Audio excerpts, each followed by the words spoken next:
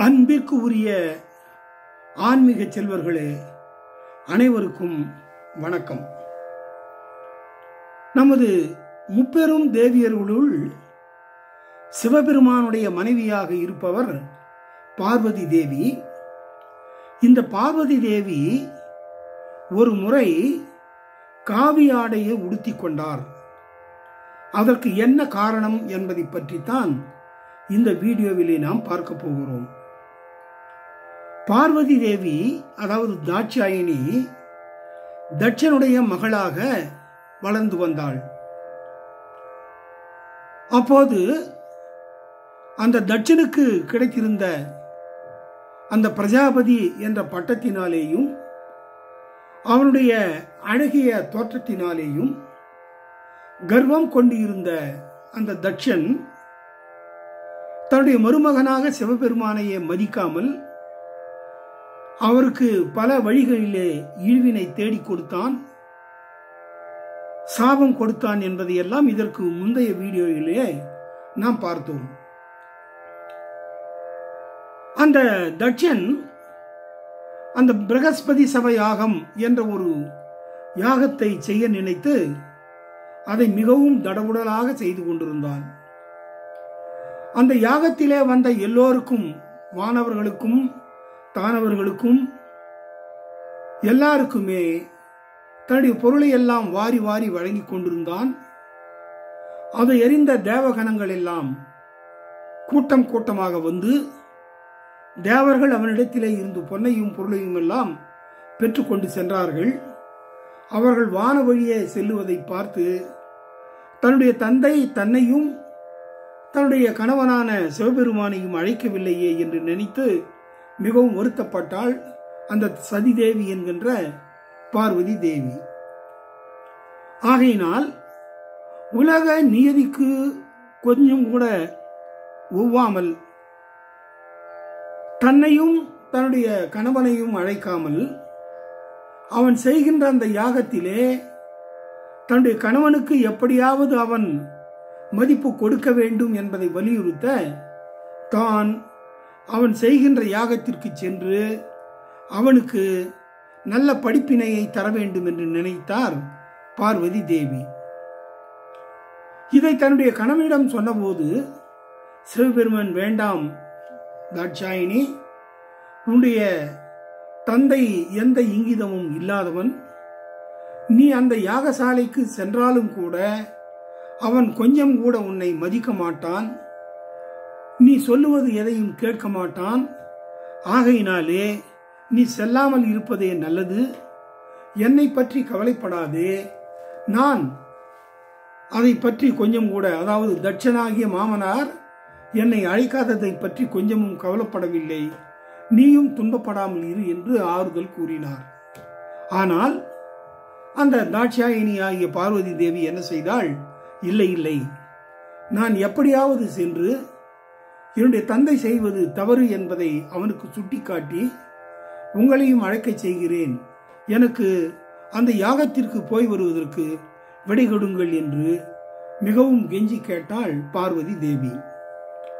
வேறு வழி இல்லாமல், நீ வேண்டுமானால் சென்று பார், அங்கே உனக்கு இம்மியளவும் மரியாதை கொடுக்கப்பட மாட்டாது, அப்படிப்பட்ட மிகவும் இழிந்தவன் உன்னுடைய தந்தை என்று கூறி வேண்டா வெறுப்பாக அனுப்பி வைத்தார் சிவபெருமான்.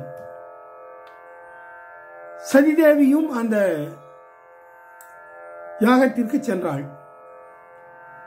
அவள் சென்றதனுடைய முக்கிய காரணம், தன்னுடைய தாயும் தன்னுடைய சகோதரிகளும் எல்லாம் அந்த யாகத்திற்கு வந்திருப்பார்கள். ஆகையினாலே அவர்கள் மூலமாக தன்னுடைய தந்தை செய்வது தவறு என்பதை சுட்டிக்காட்டி தனக்கும் தன்னுடைய கணவனுக்கும் வேண்டிய அந்த முதல் மரியாதையை தட்சன் செய்வதற்கு ஏற்பாடு செய்து 2 பேருக்கும் இருக்கின்ற அந்த வீணான பழியினை, அந்த பகைமையை போக்கி அவர்களுக்குள்ளே ஒரு சமரசம் ஏற்படுத்தலாம் என்ற ஒரு உள்நோக்கத்தோடு அந்த யாகசாலைக்கு வந்தாள் சதி. ஆனால் அவள் வருவதை பார்த்தும் பார்க்காதவன் போலவே அவள் வந்ததை சட்டை செய்யாமலே அவன் மிகவும் அசட்டையாக இருந்து கொண்டு ஒரு ஆசனத்திலே கூட தன்னுடைய மகளை அழைத்து உட்கார வைக்கவில்லை. இதை பார்த்த அந்த சதிதேவிக்கு அவளுடைய கோபமானது மேன்மேலும் பெருக்கெடுத்து வந்தது. அந்த சதிதேவி வந்தபொழுது சிவபெருமான் அவளோடு சில அந்த பூதகணங்களை, தன்னுடைய பூதகணங்களை எல்லாம் கூட அனுப்பி வைத்து இருந்தார். ஆக தன்னுடைய தாயும் சகோதரிகளும் மட்டும் அவளை வரவேற்று ஒரு இருக்கையை காட்டி அமரு என்று சொன்னபொழுது அவள் எதை ஏற்றுக்கொள்ளவில்லை. ஆனால் அவள் மிகுந்த கோபத்தோடு தட்சனிடம் சென்று, தந்தையே, நீ செய்வது கொஞ்சம் கூட உலக இயற்கைக்கு உட்பட்டது அல்ல. எவனாவது ஒருவன் தன்னுடைய மருமகனுக்கு கொடுக்கப்பட வேண்டிய அந்த மரியாதையை கொடுக்காமல் மிகப்பெரிய யாகத்தை செய்கின்ற இந்த நேரத்திலே கூட பகைமை பாராட்டி கொண்டு இருப்பானா? நீ செய்வது தவறு என்று சுட்டி காட்டினாள். ஆனால் அவனோ அதை சற்றும் சட்டை செய்யாமல், நீ போ, உன்னை யார் இங்கே வர சொன்னது என்று மிகவும் கேவலமாக அந்த தாட்சாயணியை நிந்தித்தான். ஆகையினாலே அந்த தாட்சாயணி இந்த யாகத்தை நிறுத்த வேண்டும், தட்சனுக்கு நல்ல பாடத்தை புகட்ட வேண்டும் என்று நினைத்தாள். ஆகையினாலே அந்த யாகத்தையும் அந்த யாகம் செய்கின்ற தட்சனையும் கூட ஒரே செயலாலே சாபத்தாலே அழித்து விடுகின்ற அந்த ஒரு வரம், தன்மை, சக்தி அந்த பார்வதி தேவி இடத்திலே இருந்தது. இருந்தாலும் அவள் அவ்வாறு செய்யக்கூடாது என்று நினைத்து, இப்படிப்பட்ட கொடியவனாகிய தன்னுடைய தந்தையாலே தானே தனக்கு இந்த உடம்பு கிடைத்திருக்கிறது, அவனுடைய இரத்தத்தாலே ஏற்பட்ட சரீர பந்தம்தானே இது, ஆகையினாலே அப்படிப்பட்டவனுடைய இரத்தத்திலே உண்டான இந்த சரீரத்தை மாய்த்து கொள்ளுவதே நல்லது என்று அவள் முடிவு கட்டினாள். ஆகையினாலே அவள் என்ன செய்தாள்? அப்பொழுது அங்கே அந்த யாகசாலையின் ஒரு பக்கத்திலே சென்று அவள் காவி ஆடையை உடுத்தி கொண்டாள். இங்கே பார்வதி தேவி காவி ஆடையை ஏன் உடுத்தி கொண்டாள் என்ற ஒரு கேள்வி எழலாம். ஏனென்றால் காவி ஆடையை அணிந்து கொள்வது வைராகியத்தினுடைய ஒரு அடையாளம். வைராகியம் மட்டுமல்லாமல் தியாகத்திற்கும் பக்திக்கும் கூட இந்த காவி ஆடையானது அடையாளமாக திகழ்வது. இப்பொழுது முனிவர்கள் இருக்கிறார்கள், அவர்கள் எல்லோரும் காவி ஆடையை அணிந்து கொண்டிருக்கிறார்கள். அதன் காரணம் என்னவென்றால், அந்த இல்லறத்திலே ஈடுபட்டு வாழக்கூடாது என்ற வைராகியத்தை உடையவர்களாக அவர்கள் இல்லறத்தை துறந்துவிட்டு அல்லது இல்லறத்திலே ஈடுபடாமலே கூட வாழ்ந்து கொண்டு அந்த வைராகியத்தோடு சந்நியாசத்தை ஏற்றுக்கொண்டவர்கள்.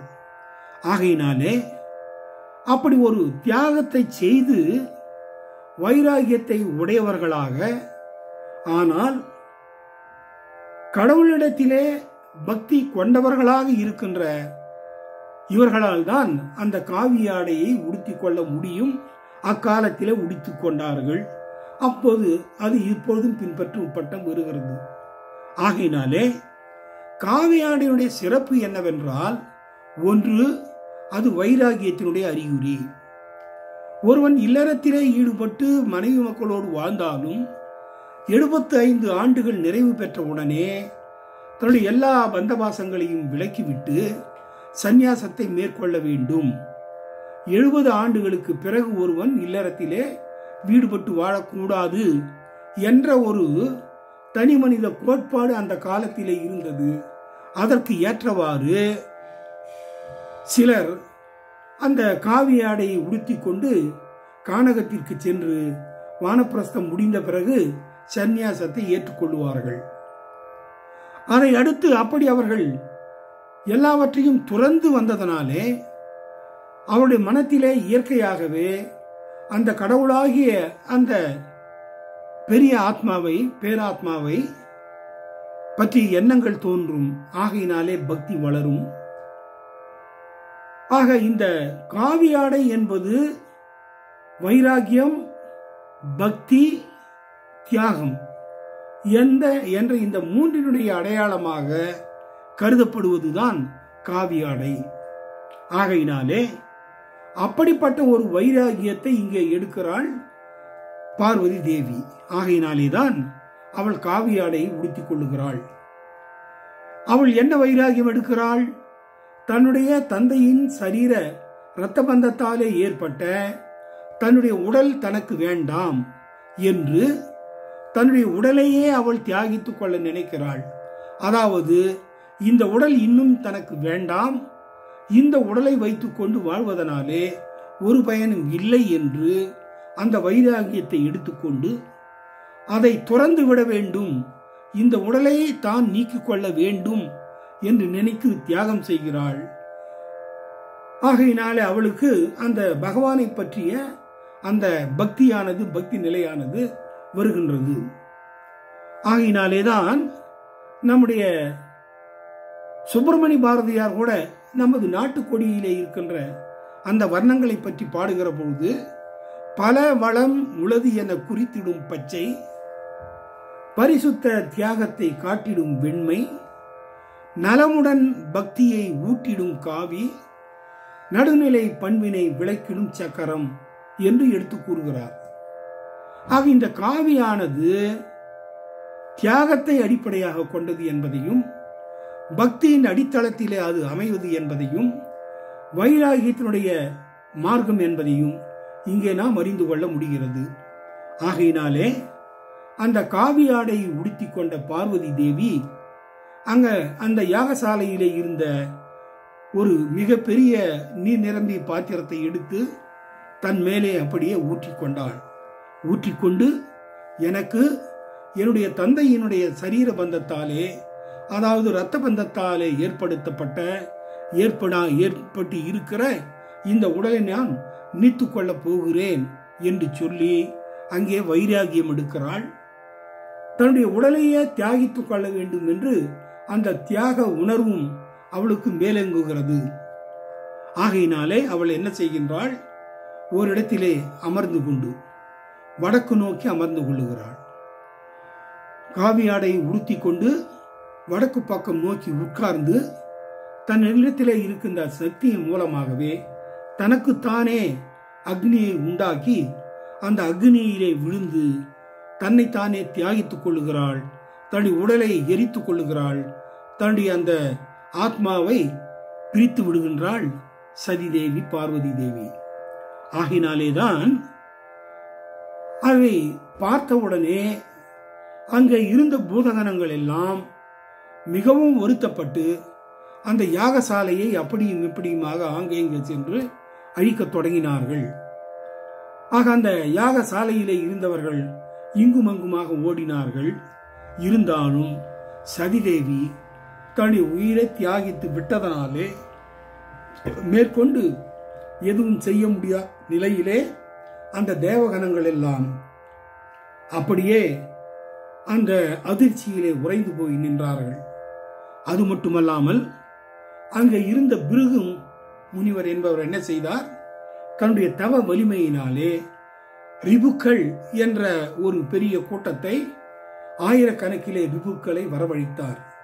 அந்த ரிபுக்கள் இங்கே சிவபெருமானுடைய பூதகணங்களாக வந்தவர்கள் எல்லாரையும் அடித்து விரட்டினார்கள். வேறு வழி இல்லாமல் அந்த சிவபெருமானுடைய பூதகணங்கள் எல்லோரும் கைலாயத்தை நோக்கி ஓடிப்போனார்கள். தன்னுடைய கணவன் சொன்ன சொல்லை கேட்காமல் அந்த யாகசாலைக்கு வந்த, தன்னுடைய தந்தையை திருத்த வேண்டும் என்ற நோக்கத்தோடு வந்த அந்த சதிதேவி என்கின்ற பார்வதி தேவி தன்னுடைய எண்ணம் பலிக்காமல் போனதனாலே, இதற்கு மேலும் நாம் இப்படிப்பட்ட கொடூர குணம் கொண்ட அந்த தட்சனுடைய மகளாக இருக்க வேண்டியது இல்லை என்று முடிவு செய்ததனாலே தன்னுடைய உயிரை தானே போக்கிக் கொண்டு தியாகித்துக் கொண்டாள். ஆகையினாலேதான் அவள் காவியாடையை உடுத்தி கொண்டாள் என்பது நம்முடைய இந்த ஸ்ரீமத் பாகவதத்திலே இருந்து தெள்ள தெளிவாக குறிப்பிடப்பட்டு இருக்கின்றது. ஆக இதில் இருந்து இந்த காவி ஆடையினுடைய சிறப்பு நமக்கு நன்றாக விளங்குகிறது. ஆகையினாலே சதிதேவி இறந்து விட்டாள், பார்வதி தன்னுடைய உடலை தியாகித்து விட்டாள். பூதகணங்கள் விரட்டப்பட்டார்கள்.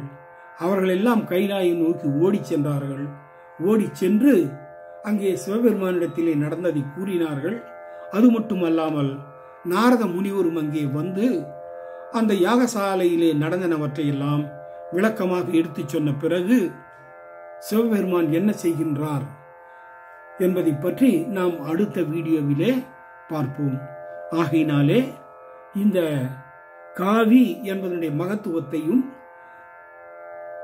கடவுளாகிய அதாவது இறைவியாகிய பார்வதி தேவியே அதனை அணிந்து கொண்டதனுடைய அந்த வரலாற்றை பற்றியும் தெளிவாக எடுத்துரைக்கின்ற இந்த வீடியோவை அனைவருக்கும் பகிருங்கள். எல்லோருக்கும் இதை பார்க்குமாறு இது ஒரு கடவுள் அனுகிரகம் என்று நினைத்து எல்லோருக்கும் பகிருங்கள், சப்ஸ்கிரைப் செய்யுங்கள் என்று கனிவுடன் கேட்டுக்கொள்ளுகின்றேன். ஓம் நமோ நாராயணாய நமக.